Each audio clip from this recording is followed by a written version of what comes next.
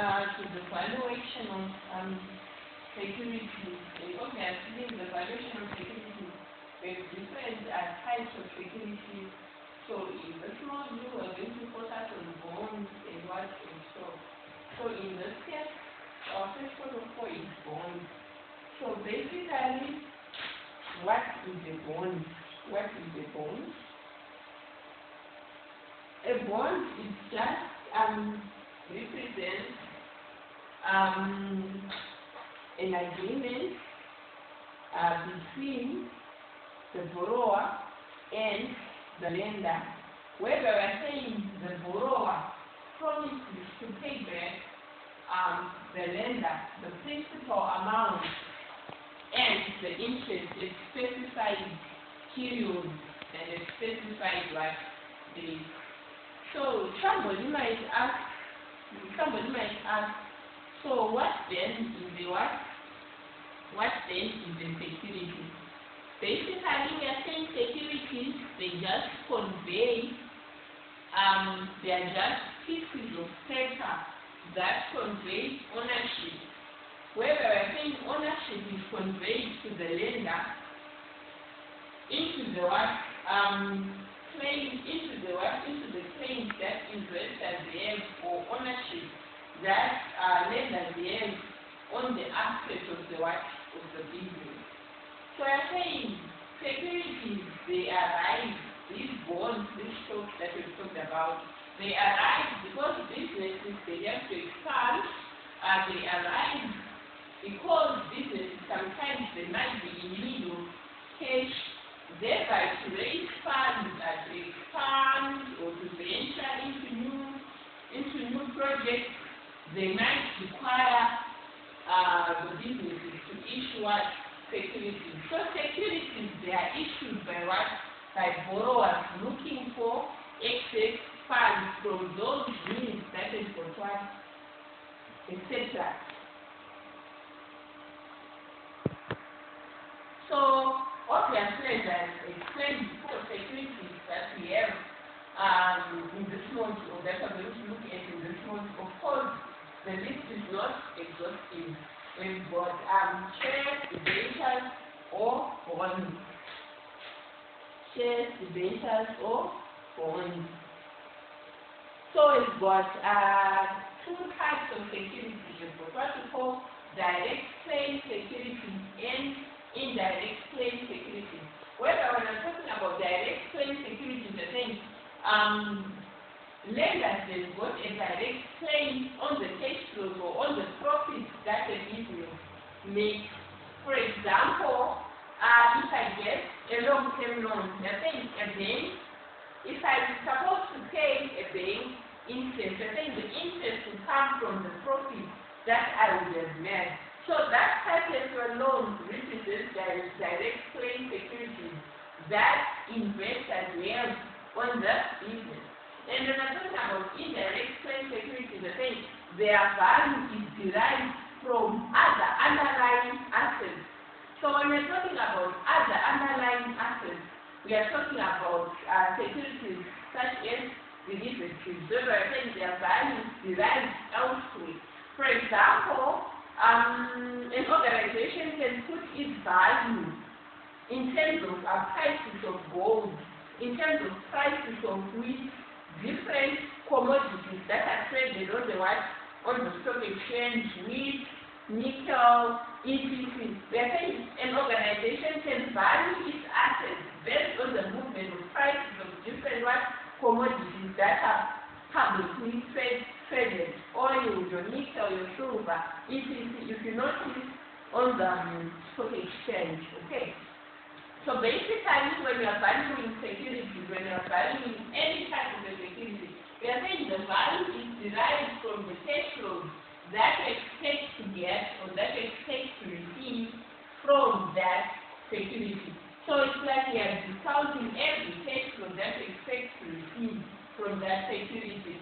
Therefore, that's how we derive the value of any security. So for any security, is derived from the cash flows that you expect to receive from that security.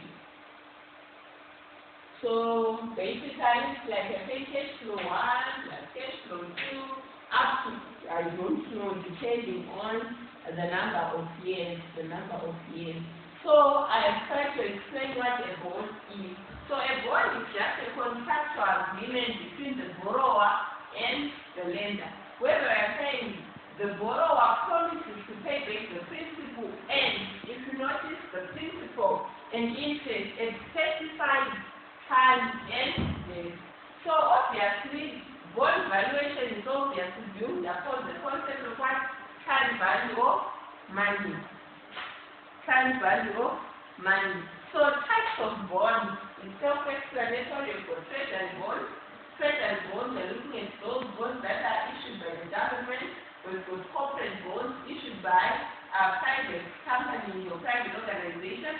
I understand Delta at some point, I think last year floated the bonds, they were looking for funding. So when Delta floated the bond in the market, it's called the corporate bond. And municipal bonds, it's just they are issued by our local authorities. Foreign bonds, they are issued by foreign companies. And treasury bonds, they are issued by the what? By the government, by the Treasury Department, okay? I think I explained that wrongly. And we can also have a callable or convertible bonds. With a callable or convertible bond, the thing they can be part of the bond can be converted into what? Into shares at some point during the useful life of the bond. Callable, convertible, that is the convertible bond. And when it's a callable bond, then you can call off the bond before it matures. Let's say it's a 10-year bond, and maybe before the 10 years would have maybe expired, the tenure of the bond would have expired. The investor can call off the bond, maybe let's say after 5 years. So when the investor does that during the tenure or during the useful life of the bond, they're saying they call a callable bond, and the convertible bond is the one that can be converted into shares. So we want to look at the features of bonds. We've got what we call term to maturity. Term to maturity, we're just looking at the tenure or the time period that the bond will be in issue in the market. And obviously the par value is the face value, is what is written on the face of the bond. If Delta issues a 100 million bond into the market, I think 100 million is the par value. Or in other words, is the nominal value, in other words, is the face value. They can be used interchangeably. And when we are looking at bonds, the interest rate, we are saying a bond is a contractual obligation between the borrower and the lender. The borrower promises to pay back the lender interest and the principal at specified times and days. So when you are under bond valuation, the coupon simply represents the interest. Okay. So how do you calculate interest? Just like what you do in any scenario when you're calculating interest, it's just based on the par value or on the principal amount. For example, in this case, the interest can be paid annually or semi-annually. Of course, when we're talking about being paid annually, I think the interest is being compounded annually. And when it's semi-annually, I think it's being compounded twice. For example, if the bond is issued at a par value of 1,000 and a coupon rate of 15%, at a coupon rate of 15%, what is the coupon? So the coupon or the interest in value is just the nominal value times the coupon rate 15% to give us what? 150. And yield to maturity, we are just looking at the discount rate that depicts the present value of the bond to the future cash flows of the bond. We are just looking at a discount rate that depicts the present value of the bond to the future cash flow. So that is what the relation is, the yield to maturity. So the horizon there, we are simply looking at a scenario whereby the buyer of the bond desires to liquidate the investment. So the horizon date can be prior the maturity date of the bond. And obviously, this is now a type of a bond. So when I'm looking at zero coupon bonds, it can be a feature or a type of a bond.